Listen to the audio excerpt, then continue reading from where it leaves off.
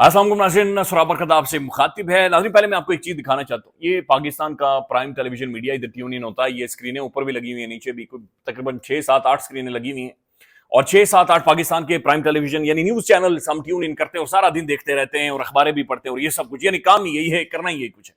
अब ये बंद किया हुआ नाज़रीन, ये काला किया हुआ है। इसके ऊपर मैं काला कपड़ा भी इसके बाद सिलवाने के लिए दिया हुआ चढ़ाऊंगा, सारी स्क्रीनों के ऊपर काला कपड़ा भी चढ़ाऊंगा।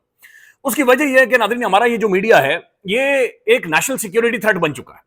देखिए, होता ही है नाज़रीन कि मुल्कों के अंदर जब एक क्राइसिस क्रिएट होते हैं, लोगों को मारा जा रहा होता है, नाइंसाफी हो रही होती है, कड़ुमस मचा हुआ होता है, जो चीज डेटरेंस क्रिएट करती है वो आपका मीडिया करता है, आपका टेलीविजन मीडिया करता है। आपके साफी रोला डाल देते हैं, मीडिया पर चीखो पुकार शुरू हो जाती है, तज्जिए होना शुरू हो जाते हैं, कथारसिस होता है, आवाजें उठना शुरू हो जाती हैं। उसकी वजह से डेटरेंस क्रिएट होती है। उसकी वजह से नाज़रीन चीजें बैलेंस रहती हैं, ताकतें न्यूट्रलाइज होती हैं। उसकी वजह से जो ताकत होती है वो बैक ऑफ करती है, उसे पीछे धकेला जाता है। लेकिन ये मीडिया नाज़रीन, इसकी मुजरिमाना खामोशी है और इसकी जो मुजरिमाना खामोशी है ये एक नेशनल थ्रेट है जो कि क्रिएट हो गई है। क्योंकि इसकी खामोशी की वजह से नाज़रीन इस वक्त इंडियन मीडिया हमारे इंटरनल जो मामला थे उनके ऊपर रिपोर्टिंग कर रहा है। और इंडियन मीडिया कैसे रिपोर्टिंग कर रहा है ये आपको पता है। अब जो इंडियन मीडिया है नाज़रीन, वो ऑब्वियसली पाकिस्तान की नेशनल सिक्योरिटी के खिलाफ एक प्रोपेगेंडा करता है। लेकिन इनकी जो मुजरिमाना खामोशी या जो झूठ है या जो बकवास करते हैं नाज़रीन, उसकी वजह से इंडियन मीडिया को वो स्पेस मिल रही है। आप सिर्फ एक खबर देखें, और ये बड़ी सीरियस खबर है और बहुत बड़ी खबर है और संजीदा खबर है कि गुज़श्ता 30 घंटों से नाज़रीन मोहतरम साद रिजवी साहब और अनस रिजवी साहब के बारे में कोई इतला नहीं है, कोई खबर इन नौजवानों के बारे में नहीं है। हम सबको पता है 30 घंटे पहले ये एक मार्च के अंदर मौजूद थे, हम सबको पता है ये उस कंटेनर के अंदर मौजूद थे। साद रिजवी की वीडियो नाज़रीन मौजूद है। लेकिन 30 घंटे हो गए हैं भाई, जमीन निगल गई है, आसमान ने उठा लिया है, किधर गए हैं बंदे? ये बिल्कुल मिसिंग है, ये गायब हैं, इनके बारे में कोई इतला नहीं है। ये जिंदा हैं, अल्लाह ताला इन्हें लंबी जिंदगी दे, या खुदा न खासा कोई हादसा हो गया है, सीरियस इंजर्ड हैं, जख्मी हैं, गोली लगी है, नहीं गोली लगी, बिल्कुल ठीक है, सेहतमंद है, कोई वीडियो नहीं, कोई ऑडियो नहीं, कोई तस्वीर नहीं, कोई फोटो नहीं, लेकिन ये बिल्कुल मंजर से ही गायब है। इख्तलाफ आप कर सकते हैं और मेरा खुद इनके साथ शदीद तरीन इख्तलाफ है। इस वक्त जो पाकिस्तान का नाज़रीन सोशल मीडिया मैसिवली इस मार्च के साथ जो ज्यादती हुई है या साद रिजवी साहब के साथ जो जुल्म हुआ है, उसके पीछे जो सबसे बड़ा मीडिया सोशल मीडिया खड़ा है, ये कल स्टेजों के ऊपर खड़े होकर उन्हें गालियां देते थे। ये इन्हें नच्चन वालियां दे बेटे कहते हैं, नच्चन वाले दे पुत्र आ गए, ये नच्चन वाले दे पुत्र साढ़े सामने खलो नहीं सकते। बहरहाल जो इनकी अपनी मखसूस जुबान थी साद रिजवी साहब की, ये नच्चन वाले दे पुत्र ने, ये बहुत सारे बल्कि तहरीक इंसाफ के सोशल मीडिया को कहते थे कि ये डी चो की पैदावार, यानी गलीज गंदी गालियां देते थे। फिर नाज़रीन ये जो इटसेल्फ जमात है, इनका एक बड़ा गंदा रोल बहुत सारे हवालों से रहा है और ये मजहबी जुनूनी है। ये मजहब को एक ऐसा इशू बदकिस्मती से बना देते हैं कि जिसके बाद हर शख्स को अपनी जिंदगी खतरे में महसूस होती। तो ये चीजें नहीं होनी चाहिए, लेकिन ये कभी भी इस चीज को जस्टिफाई नहीं कर सकती कि उनके ऊपर जुल्म हुआ है, उनके साथ ज्यादती हुई है, उनके ऊपर गोलियां चली हैं और उनके दो जो मैन लीडर्स हैं नाज़रीन वो गायब हैं, वो मिसिंग है। और ये पाकिस्तान की एक बड़ी प्रोमिनेंट सेंट्रल फिगर्स हैं साद रिजवी साहब और अनस रिजवी साहब। कोई इतला नहीं है 30 घंटों से। अब हैरान कुन तौर पर नाज़रीन पाकिस्तान का जो प्राइम अखबार है ये डॉन न्यूज, ये इसकी पहली स्टोरी है, फ्रंट पेज की स्टोरी है कि जनाब एक बड़ा खौफनाक किस्म का क्रैकडाउन इनके ऊपर हुआ है। आगे जाकर वो लिख रहे हैं पहले पेज की स्टोरी के ऊपर कि जनाब आईजी पंजाब ये कह रहे हैं कि हमें इन साद रिजवी के बारे में और अनस रिजवी के बारे में कोई इतलात नहीं है, हमारे पास कोई खबर नहीं है इनके बारे में। तो फिर नाज़रीन खबर नहीं है, अगर आपके पास नहीं है, अगर आईजी इस्लामाबाद के पास खबर नहीं है, आईजी पंजाब के पास खबर नहीं है, तो साद रिजवी साहब किधर है? ये एक सवाल है और ये बड़ा सीरियस किस्म का सवाल है। अब ये सिर्फ यहां तक महदूद नहीं है नाज़रीन, मैं एक और खबर आपके सामने रख देता हूं। ये बीबीसी उर्दू की खबर है और बीबीसी उर्दू ये जो ये बैनुल अक़वामी मीडिया है, ये इंटरनेशनली रिपोर्ट कर रहा है। बीबीसी उर्दू ये कह रहा है कि भाई साद रिजवी और अनस रिजवी कहां हैं? ये मुअम्मा 28 घंटों बाद भी बरकरार है, अभी तक किसी को इल्म नहीं है। तो इंटरनेशनली भी सवाल उठाया जा रहा है कि भाई साद रिजवी साहब किधर हैं और ये बंदे किधर हैं? फिर एक और खबर अचानक से आती है कि साद रिजवी अनस रिजवी समेत इस जमात के दर्जनों कारकुनों के खिलाफ मुरीद के में मजीद 3 मुकदमा दर्ज कर दिए गए।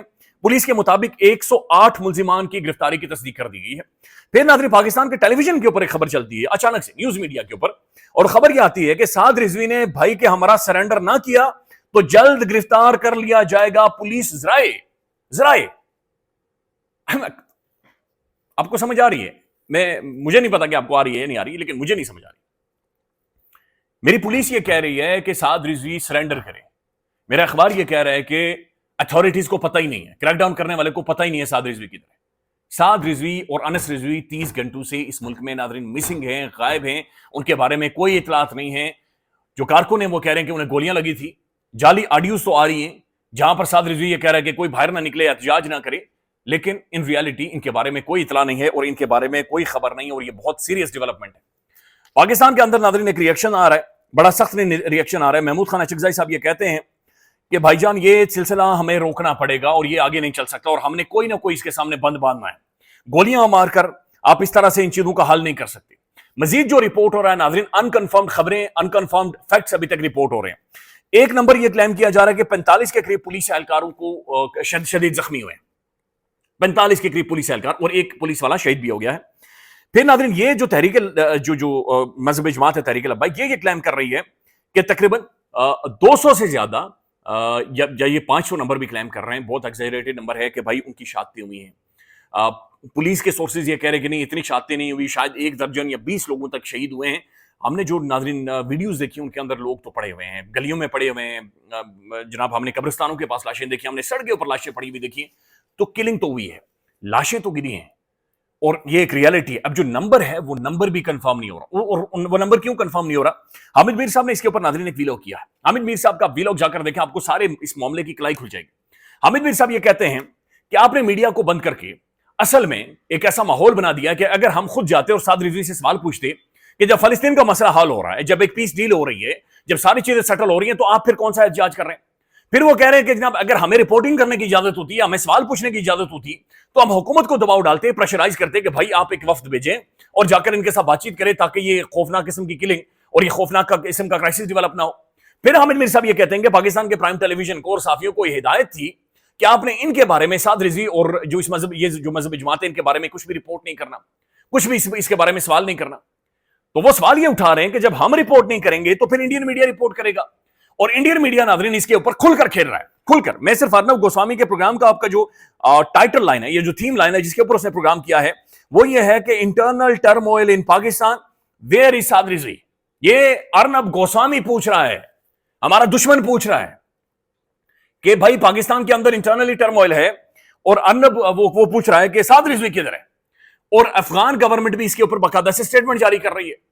تو آپ کے میڈیا نے اس کی جو خاموشی ہے، اس کی جو مجرمانہ خاموشی ہے، اور آپ کی گورنمنٹ کا جو فیلئر ہے اپنے لوگوں کو انگیج کرنے میں، اس نے اصل میں پاکستان کے حوالے سے ایک انٹرنیشنلی ایک پروپیگنڈا کھڑا کروا دیا ہے، کہ جو کہ ایک پروپیگنڈا، اور جو انڈین میڈیا ہے ناظرین وہ اسے ایسے پورٹریٹ کر رہا ہے کہ ملک میں بالکل آگ لگ گئی ہے، یہاں پر بالکل باہر نکلنا حساب بن گیا ہے، نظام زندگی ختم ہو گیا ہے، سب کچھ رک گیا ہے، تھم گیا ہے، اور باقاعدہ سے اس طریقے سے رپورٹ کیا جا رہا ہے۔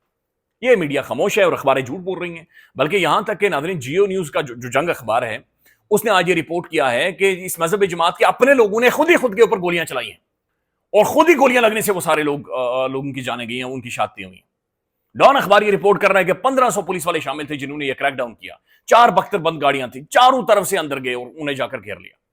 اتنی ضرورت نہیں تھی ناظرین، یہ چیزیں یہاں تک پہنچنی نہیں چاہیے تھی، بلکہ جو سعد رفیق صاحب ہیں انہوں نے اس کے اوپر آ کر لکھا ہے کہ بھائی یہ چیزیں اس طرح سے سیٹل نہیں ہوتی، یہ معاملات اس طرح سے سیٹل نہیں ہوتے۔ اب ناظرین سب سے بڑی خبر جو بنی ہوئی ہے وہ یہی ہے کہ بھائی سعد رضوی کدھر ہے، اور اس کا بھائی جو انس رضوی ہے وہ کدھر ہے۔